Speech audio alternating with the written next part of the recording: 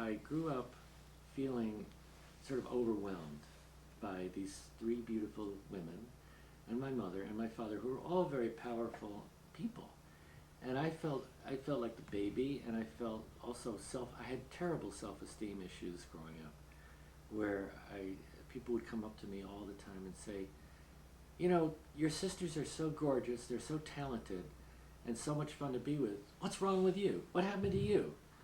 And I said, I don't know. I'm not any of that. No. So I constantly got that, particularly in elementary school, where kids can be really cruel.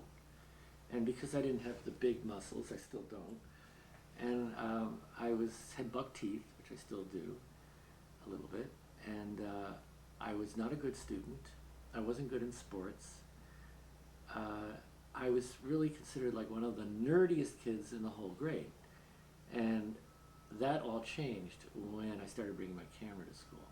Now, I inherited all my father's equipment after he passed on.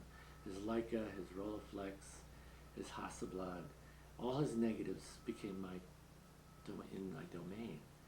And so once I started taking his camera to school with me and started focusing in on some of my contemporaries, going home, going through the same process that my father taught me, how to develop my own film and print it, I'd bring in the stack of 8 by 10 prints pretty early on. This is when I was 13 or 14 years old. And suddenly I was the center of attention, and I got this sort of self-respect back I don't know if I ever had it really, but I suddenly felt like, okay, I am contributing as a contemporary member of my class. Excuse me. And people are suddenly paying attention to me, and I loved every minute of it, especially because the pictures were of these kids, so they could see themselves. And then when I would bring my camera subsequently to take more pictures, I was in demand. And so this was really what set me going. And how I picked my subjects were basically things going on around my little immediate world, which was high school, my friends, their activities, the sports, football, basketball, hockey, my family and their dates, and our dogs, and family life.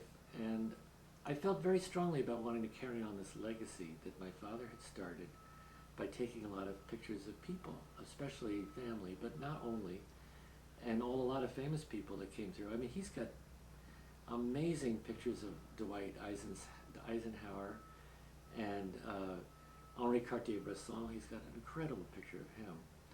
And Steichen, he's got pictures of so many great writers and artists who he photographed as an amateur, but they're great pictures and they were always shown. Another one was Jimmy Durante for some reason, and Benny Goodman, and all the sort of the 40s and 50s celebrities would pass through. So I kept up with that. As I would meet celebrities, I would always try to take their picture, not in an exploitative way, but more just kind of in a friendly, laid-back way. And I did that all the way through high school. And I eventually became photo editor of the newspaper. I worked I did all the yearbook photography, and I got a job working as a photographer in our local newspaper called the Riverdale Press, which really got my feet wet with photojournalism for the first time. I would go out and cover car crashes and fires, and also feature articles. And I also read continuously about photography, and there was a big article that appeared in Popular Photography when I was 14 or 15, because my father paved the way through Philippe Halsman, who was a well-known studio photographer in New York at the time. And Philippe knew the editor of Popular Photography, and so Philippe said, Dick Simon has this really prodigious son who's turning out some great work.